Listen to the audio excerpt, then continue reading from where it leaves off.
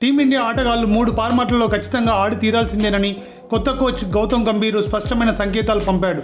అతడు తాజాగా ఓ స్పోర్ట్స్ ఛానల్తో మాట్లాడుతూ ఈ మేరకు కీలక వ్యాఖ్యలు చేశాడు. గాయాలు ఆటగాళ్ల జీవితంలో ఒక భాగమని, ఎవరైనా సరే 3 ఫార్మాట్లు ఆడితే గాయపడతారు, విశ్రాంతి తీసుకొని కోలుకున్న తర్వాత జట్టులోకి వస్తారని, అప్పుడు మాత్రం ఖచ్చితంగా 3 ఫార్మాట్లు ఆడి తీరాల్సిందే. ఎవరో ఒకరి కోసం అతడిని టెస్టులో ఉంచుతున్నాము, మరో చోట తీసుకోబోతున్నాము. గాయాల తీవ్రత తగ్గించేందుకు వర్క్లోడ్ మేనేజ్ చేయడానికి ప్రయత్నిస్తున్నామంటూ వ్యక్తుల కోసం పనిచేయడాన్ని నేను పెద్దగా విశ్వసించను అని. ప్రొఫెషనల్ క్రికెటర్లను చూడండి, వారికి చాలా స్వల్ప వ్యవధి లభిస్తుంది. మీరు దేశం కోసం ఆడాలనుకుంటే వీలైనంత ఎక్కువగా ప్రయత్నించండి.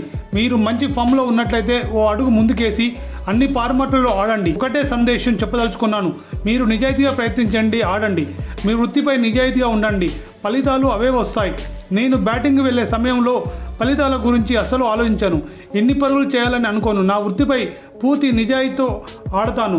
సరైన పనులు చేయడానికి ప్రయత్నించాలి. ఏదైనా జట్టుకు ప్రయోజనకరమని నీ మనసు భావిస్తే ఆ విషయంలో ప్రపంచమంతా వ్యతిరేకమవుతుందన్నా పట్టించుకోవాల్సిన అవసరం లేదు.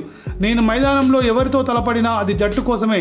అంతిమంగా ఇది టీం అన్నదే ముఖ్యం, అంతేకాని ఎవరో ఒకరిది కాదు. మీరు ఏ జట్టులో ఆడినా మైదానంలో ఆ జట్టు విజయం కోసమే ఆలోచించండి. టీమిండియా స్పోర్ట్స్కు అది చాలా ముఖ్యం. కేవలం మీ గురించి ఆలోచించుకోవడానికి ఇది ఒకరు ఆడే ఆట కాదు అని గంభీర్ అభిప్రాయం వ్యక్తం చేశాడు.